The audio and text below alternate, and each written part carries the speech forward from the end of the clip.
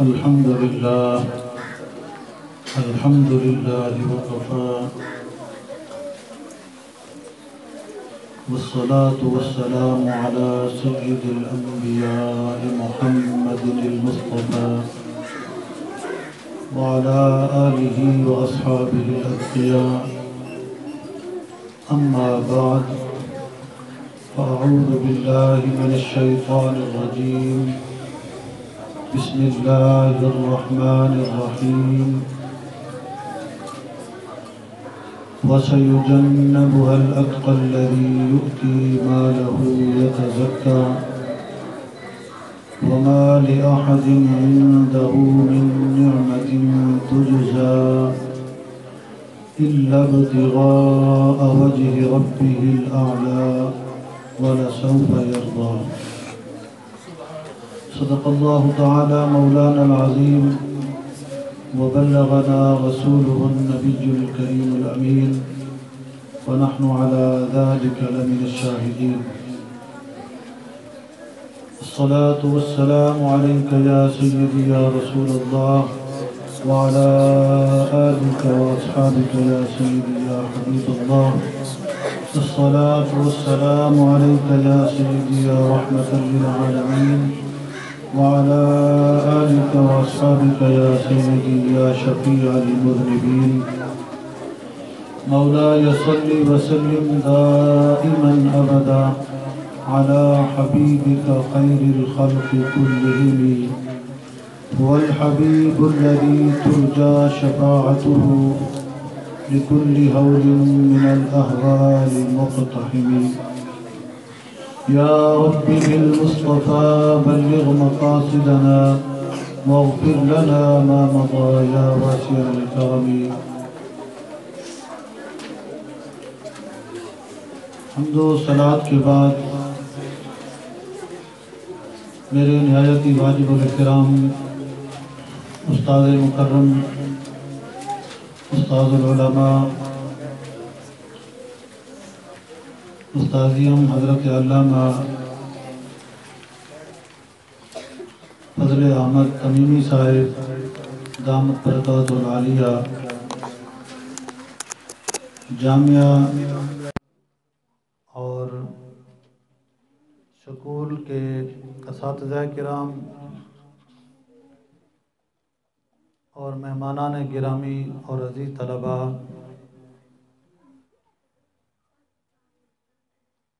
تقریب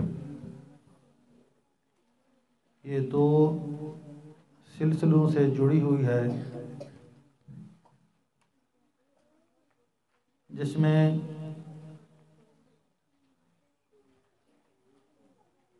سکول کے امتحان میں نمایاں پوزیشن حاصل کرنے والے ہونہار طلباء کو انعامات سے نوازا گیا ہے، اور یہ تقریب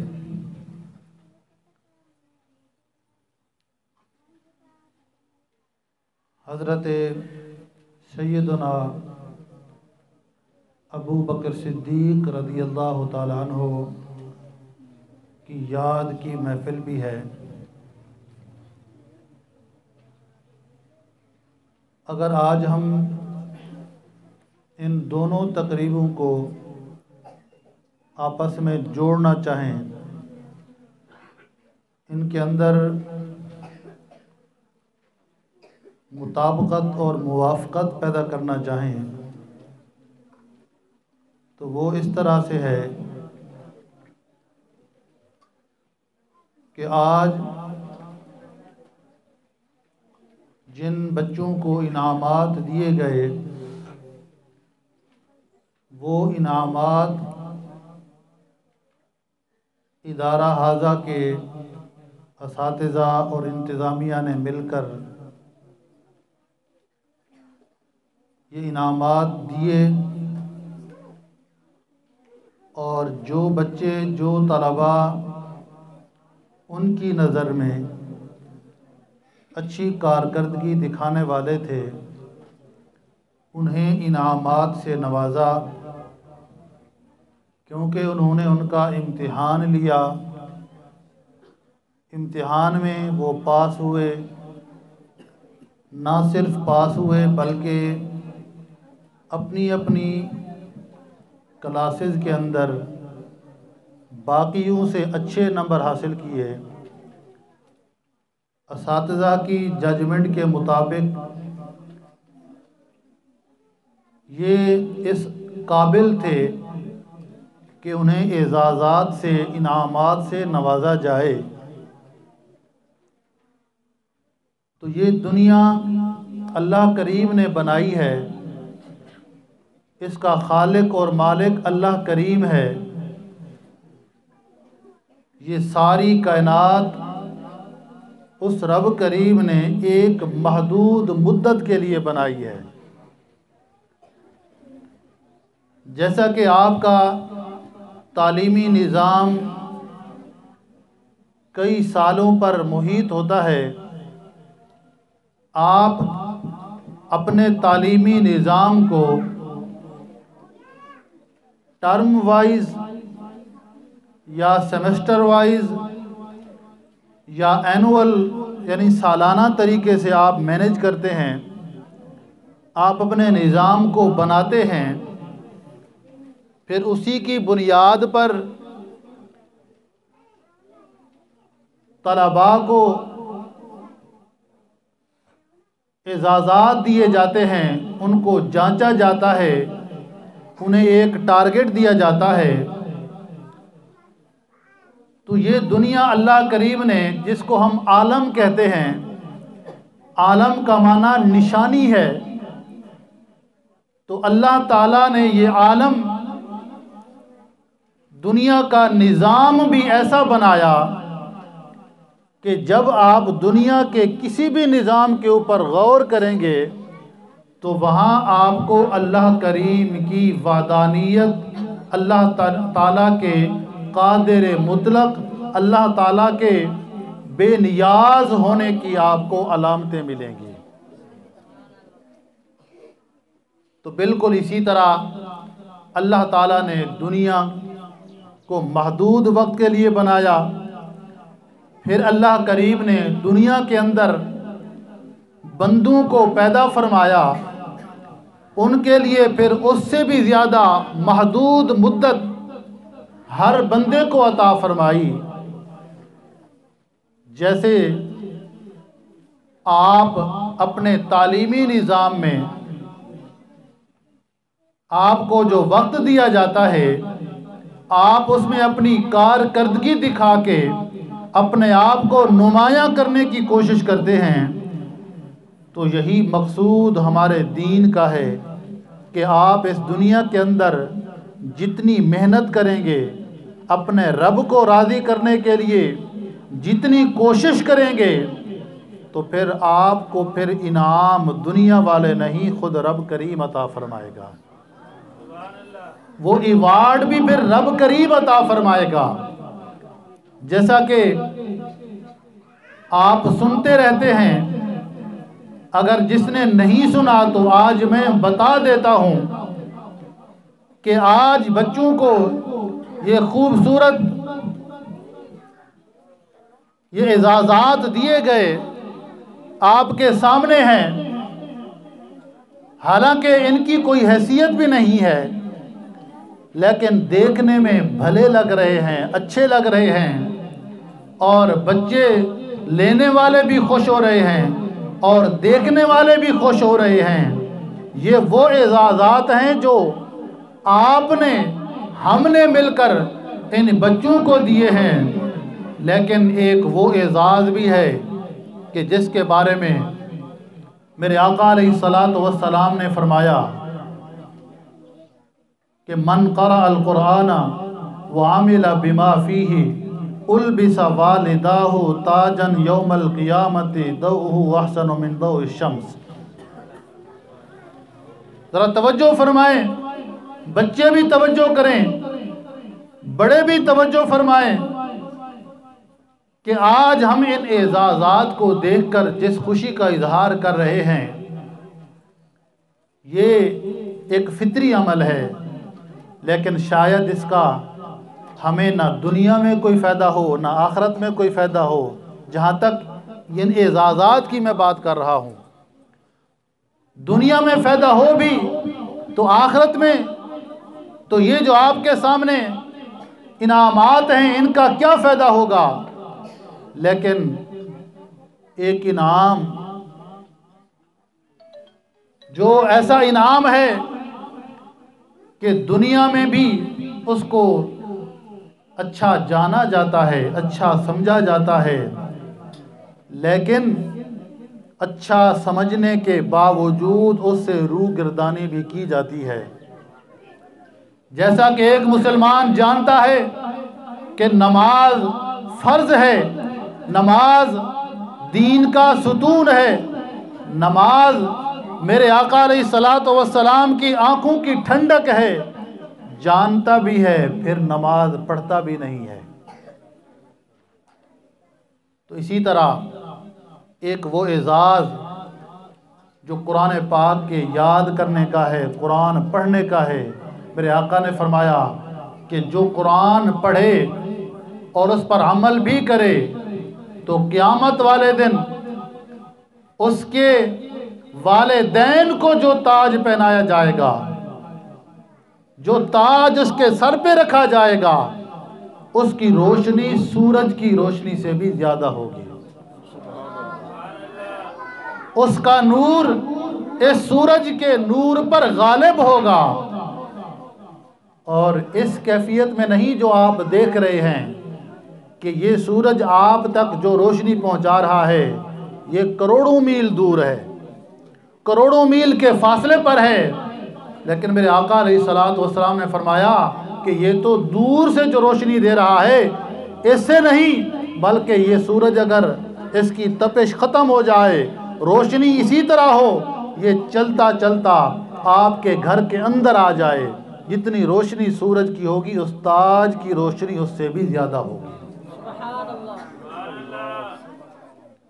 پھر میرے آقا علیہ الصلوۃ والسلام نے فرمایا کہ یہ تو شان ہے والدین کی، جنہوں نے اپنے بچے کو اس کام کے لیے بھیجا، اس کام کے لیے تیار کیا، اس کے پڑھنے پر راضی ہوئے، اس کی یہ شان ہے. تو میرے آقا علیہ الصلوۃ والسلام نے فرمایا اسی سے اندازہ لگا لو پھر خود قرآن پڑھنے والے کی کیا شان ہوگی. گویا اس کی جو کیفیت ہے وہ اتنی عظیم ہے کہ جس کو بیان نہیں کیا جا سکتا. اس لیے آقا علیہ الصلوۃ والسلام نے اس کے بیان کو چھوڑ دیا. فرمایا اس کا مقام تو پھر کل قیامت کے دن پتہ چلے گا. تو یہ ایوارڈ ان کو آپ اس صورت میں تو خوشی کا باعث لے سکتے ہیں کہ یہ ایوارڈ آپ کے لیے آپ کے مستقبل کو بہتر بنانے کی طرف ایک قدم ہے. اور مستقبل سے، فیوچر سے مراد صرف آپ دنیا نہ لیا کریں، کیونکہ مستقبل کا معنی تو کیا ہوتا ہے، اب سے جو کام آگے ہوگا وہ مستقبل ہے، وہ فیوچر ہے. لیکن ہمارا اصل فیوچر، ہمارا اصل مستقبل وہ ہے جو ہماری موت کے بعد شروع ہوگا. تو آئیے مزید اس موافقت اور تطبیق کو سامنے رکھتے ہوئے میں عرض کرتا ہوں کہ سیدنا صدیق اکبر رضی اللہ تعالیٰ عنہ جن کا ہم دن منا رہے ہیں، یہ وہ ہستی ہیں کہ پوری کائنات کے اندر، پوری انسانیت کے اندر انبیاء کرام علیہم الصلاۃ والسلام تو بعد، ان کے بعد حضرت سیدنا صدیق اکبر رضی اللہ تعالیٰ عنہ وہ شخصیت ہیں، وہ عظیم ذات ہیں کہ پورے انسانوں سے انبیاء کرام کے علاوہ آپ سے کوئی افضل نہیں ہے. یعنی افضل الخلق بعد الرسل ثانی اثنین ہجرت پہ لاکھوں سلام. اب میں اس کے ساتھ جوڑتا ہوں آپ کے اس امتحان کے ساتھ کہ صدیق اکبر رضی اللہ تعالیٰ عنہ کو یہ مقام ملا۔ حضرت صدیق اکبر، یہ آپ کا صدیق آپ کا لقب ہے، عتیق بھی آپ کا لقب ہے، اور آپ کا نام نامی عبداللہ ہے، اور لقب زیادہ مشہور ہو گیا۔ نام عبداللہ ہے، ابو بکر کنیت ہے، اور والد کا نام ابو قحافہ عثمان ہے۔ اور صدیق اکبر رضی اللہ تعالیٰ عنہ آپ 7ویں پشت میں حضرت مرہ بن کعب کے ساتھ پاس جا کر آپ کا سلسلہ نسب میرے آقا علیہ الصلوۃ والسلام سے مل جاتا ہے۔ آپ نے مردوں میں سب سے پہلے اسلام قبول کیا،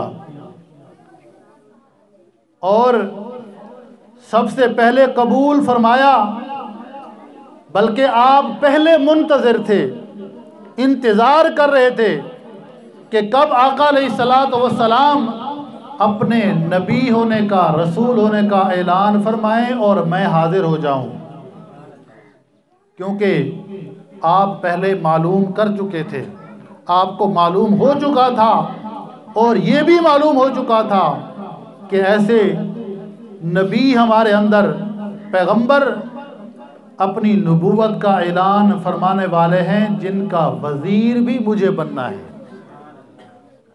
یہ معلومات آپ کو تھی، اس لیے آپ نے بغیر کسی ہچکچاہٹ کے، بغیر کوئی سوال کیے، جو ہی میرے آقا علیہ الصلوۃ والسلام نے اعلان نبوت فرمایا، آپ نے فوراً آمنا وصدقنا کہا۔ اور صدیق، آپ کو ہم کہتے ہیں صدیق اکبر، کیونکہ آپ پڑھتے ہیں قرآن پاک میں کہ وَمَن يُطِعِ اللَّهَ وَالرَّسُولَ فَأُولَٰئِكَ مَعَ الَّذِينَ أَنْعَمَ اللَّهُ عَلَيْهِمْ مِنَ النَّبِيِّينَ وَالصِّدِّيقِينَ، کہ جو لوگ اللہ کریم اور اس کے رسول صلی اللہ علیہ وآلہ وسلم کی اطاعت کرتے ہیں تو وہ نبیوں کے ساتھ ہوں گے، وہ صدیقین کے ساتھ ہوں گے، وہ شہداء کے ساتھ ہوں گے، وہ صالحین کے ساتھ ہوں گے۔ تو صدیقین کا یہ کلمہ بتا رہا ہے کہ صدیقین تو بہت سارے ہیں، بہت سارے صحابہ کرام وہ صدیقین میں شامل ہیں، صدیق کے مقام پر فائز تھے، لیکن حضرت ابو بکر رضی اللہ تعالیٰ عنہ آپ صرف صدیق نہیں بلکہ آپ صدیق اکبر ہیں، آپ ان سب صدیقوں میں افضل ہیں۔ اب ہم آتے ہیں اس نقطے کی طرف کہ صدیق اکبر رضی اللہ تعالیٰ عنہ آپ افضل الخلق بعد الرسل بنے، انبیاء کرام کے بعد مخلوق میں افضل مقام پایا۔ وجہ کیا ہے؟ وجہ امتحان میں نمایاں پوزیشن حاصل کرنا ہے۔ جب بھی کوئی امتحان ہوا، صدیق اکبر رضی اللہ تعالی عنہ جیسے نمبر کوئی نہ لے سکا۔ مثال کے طور پر حضرت زید بن اسلم رضی اللہ تعالی عنہ فرماتے ہیں، انہوں نے اپنے والد حضرت اسلم سے روایت کیا، یہ ترمذی شریف کے اندر حدیث موجود ہے کہ سیدنا عمر فاروق رضی اللہ تعالیٰ عنہ نے ایک موقع پر جب آقا علیہ الصلوۃ والسلام نے صحابہ کرام سے فرمایا کہ سب اپنی حیثیت کے مطابق مال جمع کروائیں، صدقہ و خیرات جمع کروائیں، غزوہ کی جنگ کی تیاری ہو رہی ہے، تو حضرت عمر فاروق رضی اللہ تعالیٰ عنہ فرماتے ہیں کہ پہلے کئی امتحان ہو چکے تھے، صدیق اکبر ہم سے نمبر زیادہ لے جاتے تھے، نمایاں پوزیشن لیتے تھے۔ جب حضور علیہ الصلوۃ والسلام نے یہ اعلان فرمایا تو میں نے دیکھا میرے پاس بہت سارا مال موجود ہے، میں نے غور کیا تو میں نے دل میں سوچا آج مجھے نمبر لے جانے کا موقع مل رہا ہے۔ اگر پوزیشن لے سکتا ہوں، اگر سبقت لے سکتا ہوں تو آج ہی موقع ہے، پھر یہ موقع کبھی نہیں آئے گا۔ لہذا میں نے فیصلہ کیا کہ آج میں نمبر لوں گا، پوزیشن لوں گا۔ لہذا گھر پہنچا، ساری جائیداد کو اکٹھا کیا، مال و متاع کو اکٹھا کیا، اس کے 2 حصے کر دیے، اور بڑی خوشی کے ساتھ آدھا مال مکمل 2 حصے کر کے آقا علیہ الصلوۃ والسلام کی بارگاہ میں پیش کر دیا۔ تو حضور علیہ الصلوۃ والسلام نے سوال فرمایا، ما ابقیت لأہلک یا عمر، اے عمر اپنے خاندان کے لیے، اپنے گھر والوں کے لیے کیا چھوڑ کر آئے ہو؟ تو میں نے عرض کیا، ابقیت مثلہ، یا رسول اللہ جتنا آپ کی خدمت میں پیش کیا اتنا گھر چھوڑ کے آیا ہوں۔ اب عمر فاروق رضی اللہ تعالیٰ عنہ نے اپنا پیپر دے دیا، اپنا پرچہ دے دیا، انتظار کے لیے بیٹھ گئے۔ باری باری ہر ایک اپنا اپنا امتحان دے رہا ہے، اپنا اپنا مال پیش کر رہا ہے۔ تو پھر نمودار ہوئے صدیق اکبر رضی اللہ تعالیٰ عنہ، ایک عجیب کیفیت کے ساتھ آئے، اپنا مال و متاع میرے آقا علیہ الصلوۃ والسلام کی بارگاہ میں پیش فرمایا۔ اختصار کے ساتھ عرض کر رہا ہوں، جب میرے آقا علیہ الصلوۃ والسلام نے سوال فرمایا، ما ابقیت لأہلک یا ابا بکر، ابو بکر گھر والوں کے لیے کیا چھڑائے ہو؟ عرض کیا، ابقیت لہم اللہ ورسولہ، یا رسول اللہ گھر والوں کے لیے اللہ اور اس کا رسول چھوڑ کر آیا ہوں۔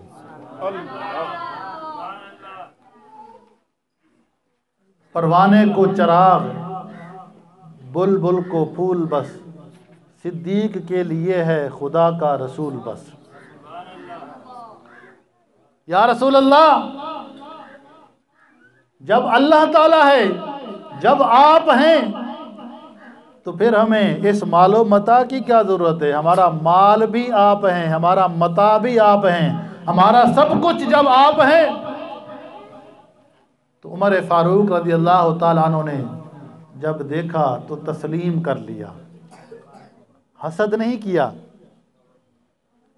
آپ بھی ایسا کیا کریں، اگر آپ کے کسی بھائی، کسی دوست کی پوزیشن آتی ہے، کلاس فیلو کی آتی ہے، حسد کبھی نہ کریں، کیونکہ جو حسد کرتا ہے اس کی دنیا بھی برباد ہو جاتی ہے، آخرت بھی برباد ہو جاتی ہے۔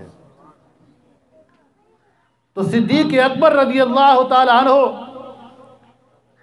جن کا آپ آج یوم منا رہے ہیں، جن کی یاد منا رہے ہیں، وہ کائنات میں افضل ترین ہیں، وہ میرے آقا علیہ الصلوۃ والسلام کے پیارے ہیں، محبوب ہیں، حضور اللہ کے محبوب ہیں، صدیق اکبر حضور کے محبوب ہیں۔ تو میرے استاد مکرم تشریف فرما ہیں، جو میں بات عرض کر رہا ہوں اپنے جذبات کی، میں کئی دفعہ یہ عرض کر چکا ہوں، ممکن ہے کسی کتاب میں موجود ہو، لیکن میں نے اپنے جذبے سے کئی دفعہ یہ بات کی ہے کہ صدیق اکبر رضی اللہ تعالیٰ عنہ، آپ کے امتحانات کو دیکھیں، غار ثور کو دیکھیں۔ غار ثور کے اندر میرے آقا علیہ الصلوۃ والسلام کے لیے غار کو صاف کیا، تمام سوراخ غار کے کپڑے سے بند کیے، کپڑا ختم ہو گیا، ایک سوراخ رہ گیا، وہاں اپنی ایڑی رکھ دی اور آقا علیہ الصلوۃ والسلام کی بارگاہ میں عرض کیا، حضور تشریف لائیں، جگہ تیار ہے۔ تو ایڑی رکھی، وہاں پہ سانپ موجود تھا، اس نے آ کے جب ٹٹولا، یہ بھی ایک لمبی تفصیل ہے کہ وہ سانپ کیوں تھا وہاں پہ، تو بہرحال آپ نے وہ ایڑی نہ ہٹائی، حتیٰ کہ اس نے ڈس لیا، تو آپ کو شدید تکلیف ہوئی، لیکن وہاں سے پاؤں نہ ہٹایا۔ کیوں نہ ہٹایا؟ صرف اس لیے نہ ہٹایا کہ میرے آقا کے آرام میں خلل نہ آ جائے۔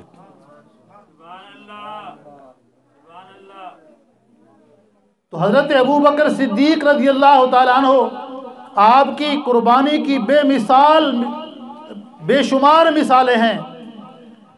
آپ میرے آقا کے ساتھ وفادار تھے، تو اللہ تعالیٰ نے آپ کی اولاد میں بھی آپ کے بارے میں وفاداری ڈال دی، کیونکہ دلوں کے اندر اگر کوئی محبت ہوتی ہے، وفاداری ہوتی ہے، ڈالنے والا رب کریم ہے۔ آپ اگر اللہ اور اس کے رسول صلی اللہ علیہ وآلہ وسلم سے وفاداری کریں گے تو آپ کی اولاد بھی آپ سے وفاداری کرے گی۔ ایک طرف ہم اپنے رب کو راضی کرنے کے لیے تیار نہیں، ہم فرائض پر عمل کرنے کے لیے تیار نہیں ہیں، ادھر توقع رکھتے ہیں کہ ہماری اولاد ہماری فرما بردار ہو، ہم اپنے رب کے بے فرمان بنے ہوئے ہیں۔ تو سب سے پہلے ہم اپنے رب کے فرما بردار بن جائیں، اولاد خود بخود فرما بردار بن جائے گی۔ جب آپ ہجرت کر کے میرے آقا علیہ الصلوۃ والسلام کے ساتھ روانہ ہوئے تو آپ نے گھر کے اندر جتنے بھی دینار تھے ایک بھی نہیں رکھا، سارے لے کر ساتھ گئے آقا کی خدمت کے لیے۔ اس وقت آپ کے والد گرامی مشرف با اسلام نہیں ہوئے تھے، وہ آپ کے ان معاملات سے ناراض ہوتے تھے۔ تو جب آپ چلے گئے تو آپ کے والد گرامی اپنی پوتیوں سے پوچھتے ہیں کہ وہ اپنے دوست کے ساتھ چلے تو گئے ہیں، کوئی تمہارے لیے بھی چھوڑا ہے یا نہیں چھوڑا، کوئی تمہارے کھانے پینے کے لیے بھی رکھ کر گئے ہیں، کوئی تمہارا خیال بھی ہے ان کو یا نہیں ہے۔ تو حضرت اسماء رضی اللہ تعالیٰ عنہ، وفاداری دیکھیے، والد نے تو اپنی وفاداری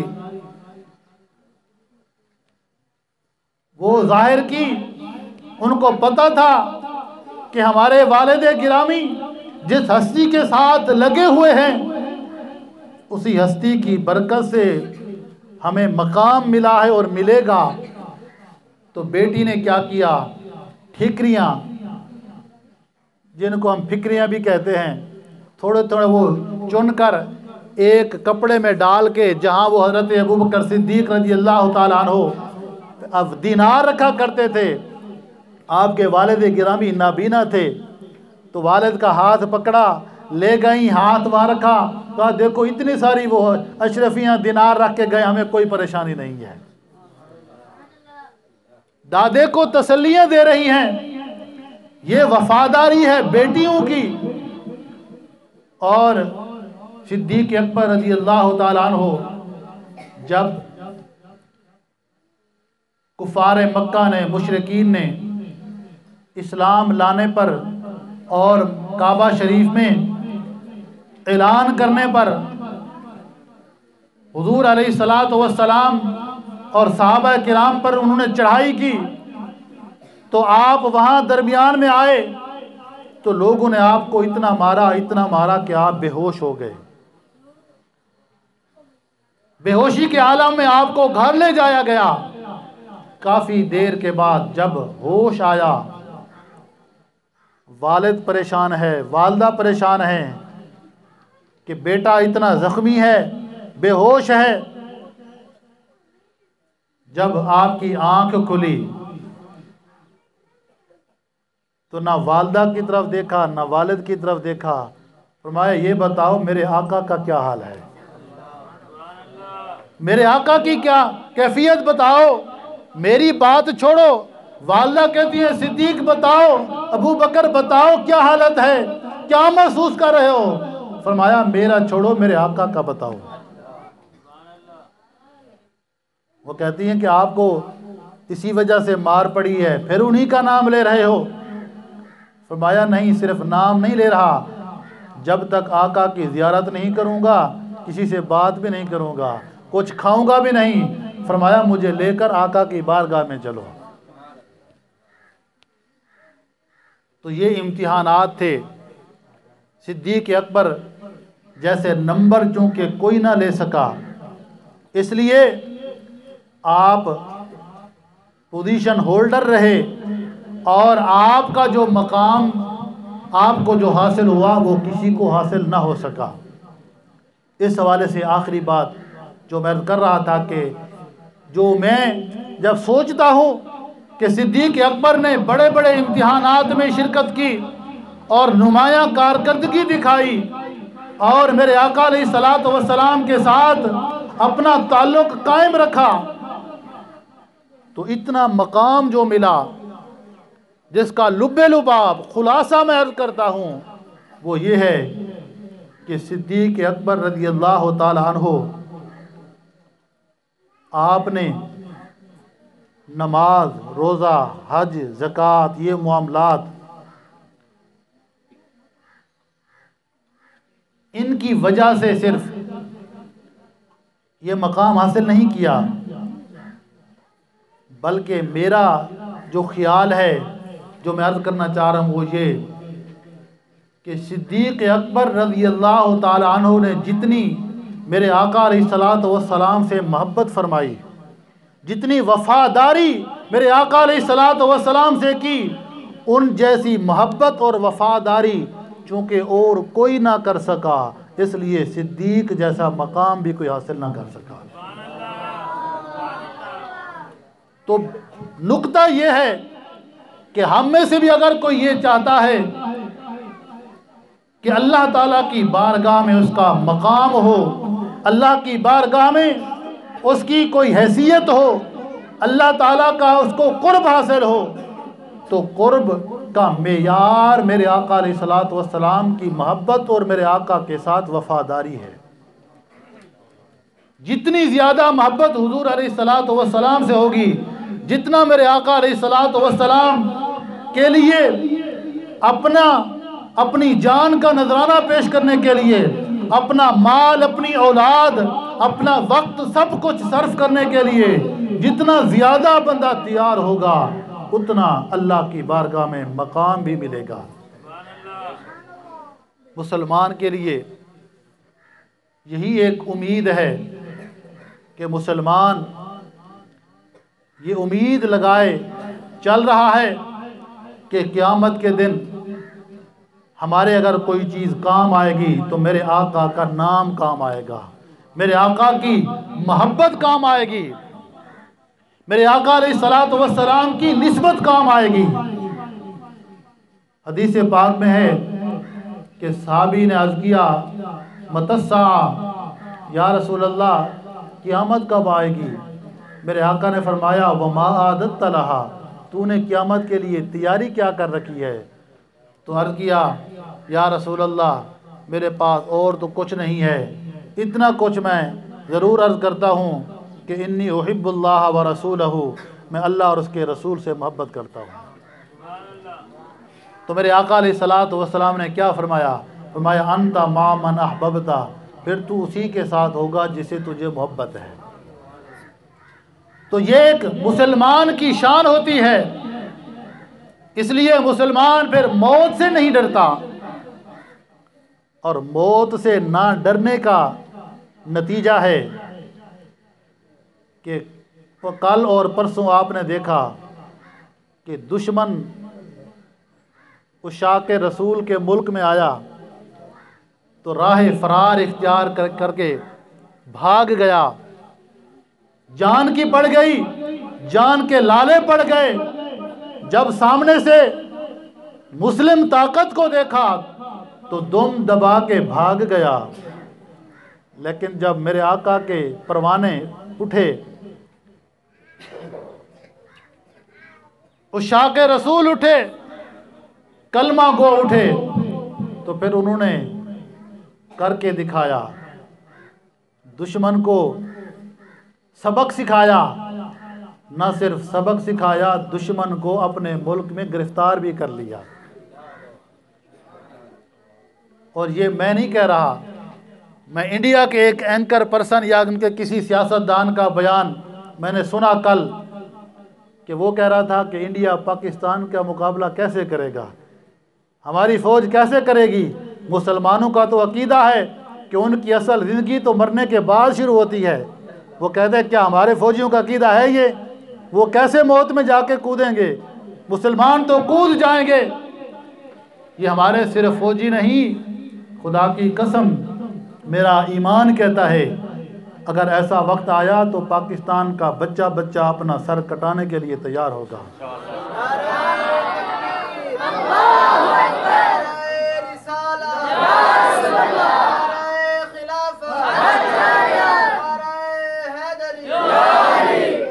لہذا ہم اپنی افواج پاکستان کو اس معاملے میں خراج تحسین پیش کرتے ہیں۔ یقین مانیے کل جب میں نے یہ خبر سنی، کیونکہ دشمن ہمارے مسلمانوں کو نقصان پہنچا، مسلمانوں کی عزتوں پر، مسلمانوں کے دلوں پر، مسلمانوں کے مال و جان پر وہ حملہ کرنے کی کوشش کرتے ہیں، تو مسلمان کی یہ شان ہے اور ہونی چاہیے کہ اگر مشرق میں مسلمان کو تکلیف پہنچے تو مغرب والا مسلمان بھی چین سے نہیں بیٹھ سکتا۔ جب دشمن نے پرسوں والا وار کیا تو دکھ تھا، تکلیف تھی کہ وہ آیا بچ کے نکل گیا، لیکن کل جو ہمارے شیروں نے کام کیا یقیناً ہمارے دل چوڑے ہو گئے۔ ہم اپنی افواج پاکستان کو جتنا زیادہ ہم خراج تحسین پیش کریں وہ کم ہے۔ نہ صرف خراج تحسین پیش کرتے ہیں، ہم عہد کرتے ہیں، وعدہ کرتے ہیں کہ انشاءاللہ جب اس طرح کی کوئی پریشانی کی گھڑی آئی، ہمارے یہ شیر پریشان نہ ہوں۔ اگر کوئی پریشانی کی گھڑی آئی تو پاکستان کا ہر آدمی، ہر بچہ فوجی بن کے نکلے گا۔ اللہ تبارک و تعالی ہمارے وطن کی حفاظت فرمائے، اور اللہ کریم ہمارے اس ادارے کو، ہمارے ادارے کے اساتذہ کو اللہ تعالیٰ اپنی حفظ و امان عطا فرمائے، اور جو بچے پڑھ رہے ہیں اللہ تعالیٰ ان کو کامیابی عطا فرمائے۔ آپ سن رہے تھے کہ یہ ادارہ، ہم تو ایک کوشش کر رہے ہیں کہ یہاں بچوں کو وہ تعلیم ملے، ایسی تربیت ملے کہ وہ بچے پھر دنیا کے کسی میدان میں پیچھے نہ ہوں، دنیا کے میدان میں بھی پیچھے نہ ہوں، انہیں آخرت کی فکر بھی ہو، آخرت کا خیال بھی ہو۔ اس حوالے سے ہم کوشش کر رہے ہیں، اور آج کے دور میں یہ المیہ ہے کہ میں نے جس طرح پہلے عرض کیا کہ جہاں دینی کام ہوتا ہے، جہاں پہ اللہ اور اس کے رسول صلی اللہ علیہ وآلہ وسلم کے ساتھ نسبت والا، تعلق والا کام ہوتا ہے، کیونکہ شیطان کی وہاں بھرپور مخالفت ہوتی ہے، شیطان مخالفت میں ہوتا ہے، اس لیے شیطان کی بولی بولنے والے بھی پھر وہ اس طرح کے معاملات میں وہ اہم ترین اسلامی معاملات کو پیچھے دھکیل دیتے ہیں۔ تو لہذا یہ مدرسے کا نام کوئی گالی نہیں ہے، یہ مدرسے کا نام سن کر پریشان نہ ہوا کریں۔ میں یہ کہا کرتا ہوں کہ جب آپ ماہ رمضان میں تراویحیں پڑھتے ہیں، ہمارے ملک میں لاکھوں کی تعداد میں مساجد ہیں، تو کیا تراویح پڑھانے کے لیے آپ سکولوں کے پاس جاتے ہیں؟ تراویح پڑھانے کے لیے آپ کسی کالج سے رابطہ کرتے ہیں؟ تراویح پڑھانے کے لیے آپ کسی یونیورسٹی سے رابطہ کرتے ہیں؟ جنازہ پڑھانے کے لیے کس سے رابطہ کرتے ہیں؟ تو جو آپ کے جنازے پڑھاتے ہیں، آپ کی تراویحیں پڑھاتے ہیں، آپ کے دینی معاملات کو نبھاتے ہیں، آپ ان کی حقارت کی نظر سے اگر دیکھتے ہیں تو آپ خود ذلیل ہوں گے، پھر لوگ دنیا میں بھی ذلیل ہوں گے، آخرت میں بھی ذلت مقدر بنے گی۔ قرآن پاک کو عزت دینی چاہیے، قرآن پاک پڑھنے والوں کو عزت دینی چاہیے، اور یہ جو دنیا کی تعلیم ہے یہ بھی اس کو ہم لازمی سمجھتے ہیں، لیکن دین کی تعلیم کے بعد ہے۔ پہلے مسلمان بننا ہے تو یہ پہلے تو دینی اور دنیاوی تعلیم کا فرق بھی نہیں ہونا چاہیے۔ ایک عالم دین، ایک دین کا علم بردار وہی ہو سکتا ہے کہ جو دنیا کے معاملات کو بھی بخوبی جانتا ہو اور آخرت کے معاملات کو بھی جانتا ہو۔ یہ نہیں کہ وہ دین پڑھانے کے حوالے سے تو بڑا ماہر جانا جائے لیکن معاشرے میں اپنا کوئی کردار ادا نہ کر سکے، معاشرے کے اندر وہ لوگوں کو کچھ بتا نہ سکے، کچھ قائل نہ کر سکے۔ تو لہذا اس مقصد کے لیے یہ ادارہ یہ کام کر رہا ہے، تو لہذا بچے بھی اس ادارے کے لیے سفیر بنیں، اور سفارت صرف اس بات کی ہے آپ بچوں کو قائل کریں، لے کر آئیں اور یہاں پہ تعلیم حاصل کریں، اللہ تبارک و تعالی ہم سب کو اپنی حفظ و امان عطا فرمائے. آمین. وآخر دعوانا ان الحمد للہ رب العالمین.